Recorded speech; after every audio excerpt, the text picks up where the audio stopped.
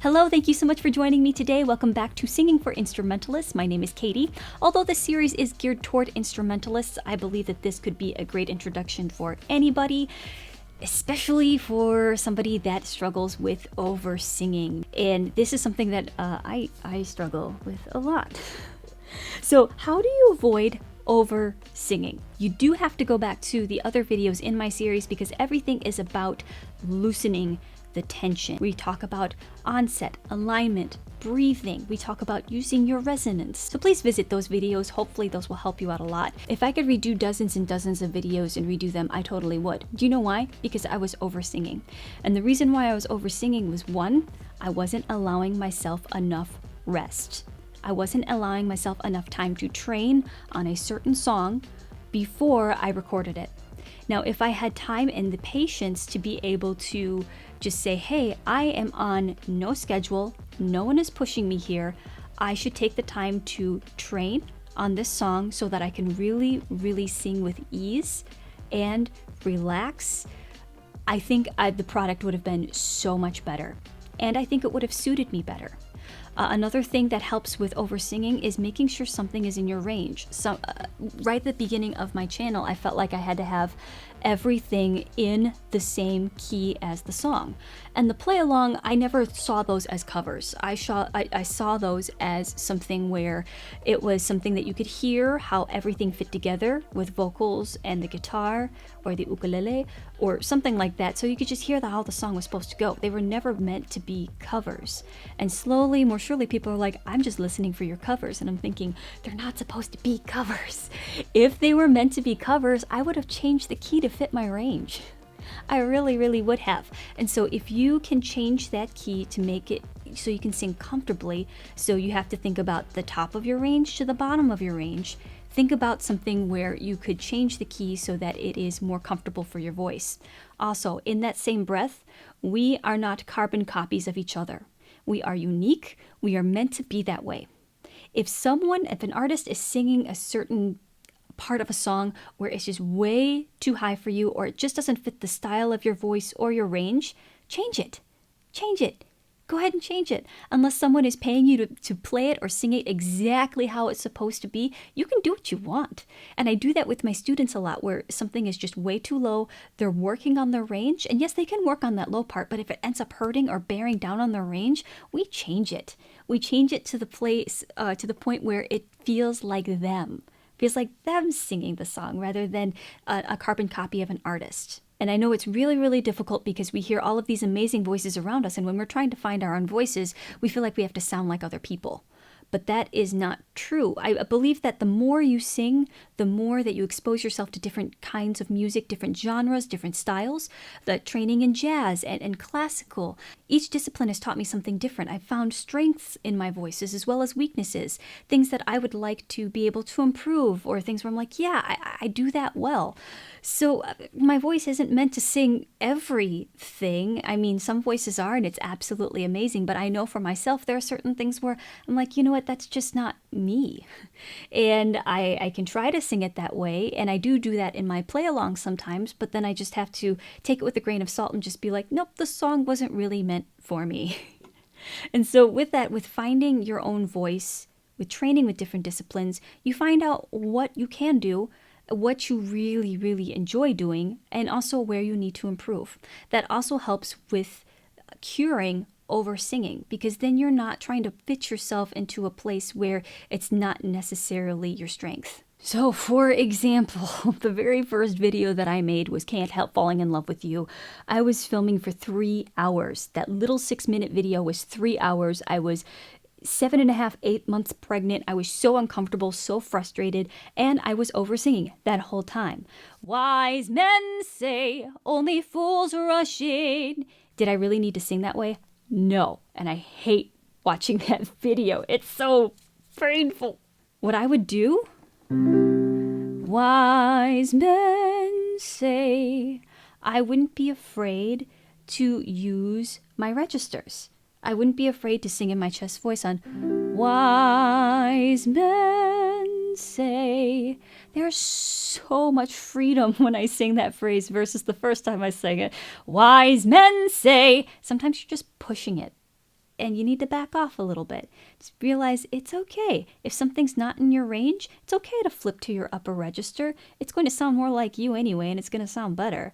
So wise men say only fools rush in. Wise men say only fools rush in. But I can't help falling in love with you. It's so much more gentle. There's so much more ease because I'm imagining my air coming up and over. I am lifting the inside of the pillars of my soft palate. I'm opening up the vocal tract. I am supporting, but I'm not pushing. So there's so much that has happened since then, 3 years ago, and till now. I'm learning that it's okay to rest my voice, and it doesn't have to sound like bombastic in your face like I thought everything else did. If I could go back, I would redo that song. I'm actually thinking about redoing that song. Leave that in the comment section below. Vote, because people are like, what's the strumming pattern? Because I also forgot to teach the strumming pattern in that song too. Oh, you live, you learn. So technically, when you're oversinging, you're most likely not using the proper breath support. You're most likely carrying a lot of tension, either here, neck tension, lip tension, tongue tension. There are different tension points that you can release in order to release your voice. So it helps a lot with taking the pressure off of your muscles and off of your larynx to be able to sing with freedom. So I do have videos on breath support, relaxation, relieving certain tension points. But the more that you train, the more that you train in a healthy way, I should say, the easier it's going to be. Also, warm up regularly, practice your songs, but also make sure that if you start feeling pain or tension, stop. Stop. Try to find that tension point within a piece and then try to relieve that tension with troubleshooting with different techniques or relaxation techniques. But make sure that you're warming up regularly, training your voice regularly so that you are able to sing in such a way where you feel like there is vocal freedom, free of tension. So you want to make sure that the tension is not there. Also, make sure that you are resting your voice and you're also hydrating. I have heard that the last thing to heal on your body's register is here, the vocal cords. Also, the last thing to hydrate on the body's register, guess what? It's your vocal cords. So make sure you're hydrating and also that you are resting. You are not a machine. You are not going to be the same every single day. You can train to make sure that you're in optimal condition, in the most optimal condition that you can possibly can. But you are not a machine. You're going to have good days and you're going to have a bad day or in bad days. So make sure that on your not so good days that you recognize that, oh, I'm carrying tension here. I'm pushing it. It's okay. Tomorrow is another day. I feel like sometimes my voice is like, it's not working today. It's okay. It's not the end of the world. Don't push it. Tomorrow is another day. If you have a big gig and your voice isn't as optimal as you want it to be, okay, I understand that. I have been in that situation a lot. Just try to rest your voice. Try to not push it and just don't get frustrated, because the more frustrated that you are, the more tension you're going to carry. Just relax. Just remember there are things that you can control and there are things that you can't control. Allow yourself grace. Control the things that you can. Are you warming up regularly? Are you taking care of your voice? Are you not eating and avoiding the things that you should not eat before you sing? Control those things. And the things that you can't control, like maybe getting a cold. Things happen. Just remember that tomorrow's another day. Rest your voice. It's not the end of the world. You are not what you do. All of your worth is not in what you do. Another thing that you can do is to make sure that you invest in some really good in-ear monitors, or make sure that if you have a wedge monitor, that it is in a proper position where you can hear yourself. A lot of musicians start to oversing when they can't hear themselves, or they don't have the proper monitor, that they can't hear themselves. And that's happened to me before a lot, where I feel like I can't hear myself and I oversing and I try to do it. But if you are practicing regularly, you know exactly what you need to do at the right time within a piece, within a song, so to speak, so that you are firing on all cylinders. You feel like, no, I've practiced this a lot. I know exactly what I need to do. I know how I need to adjust and open up my vocal tract. I know what I need to lift that soft palate. I am supporting here, and you're doing the very, very best you can. If you can't hear yourself, that's very, very difficult. I've been there. But if you can invest in really top quality in-ear monitors, if you're using a sound system that requires you to have a wireless pack, or if you have a nice wedge monitor, make sure that you can hear yourself, because a lot of people start oversinging, they push, by the middle of their set, they have nothing.